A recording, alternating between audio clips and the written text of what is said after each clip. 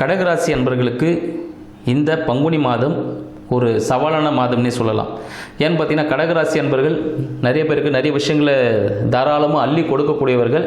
ஆனால் அதே சப்போர்ட் உங்களுக்கு கிடைக்குமான்னு கேட்டிங்கன்னா சில நேரத்தில் விட பல நேரத்தில் உங்களுக்கு அந்த சப்போர்ட்கள் கிடைக்காம போகிறதுக்கான வாய்ப்புகள் உண்டு. அதனால் மன வளர்ச்சி, சரிங்களா, மன வளர்ச்சி சார்ந்த விஷயங்கள்.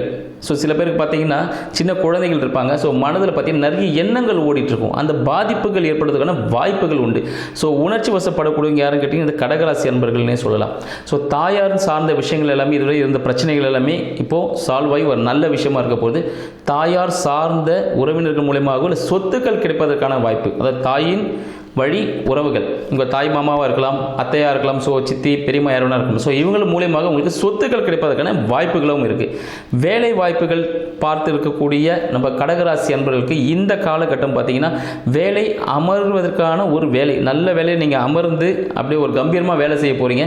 பட் என்ன விஷயம், எல்லா இடத்துலையும் நீங்கள் பேராசைப்படக்கூடாது. இதுதான் கிடைச்சிருக்குன்னா அதை அக்செப்ட் பண்ணிவிட்டு அந்த வாழ்க்கையை நீங்கள் கடந்து போகும்பொழுது உங்கள் வாழ்க்கையை வெற்றியை நோக்கி போய்கிட்டு இருக்கும்.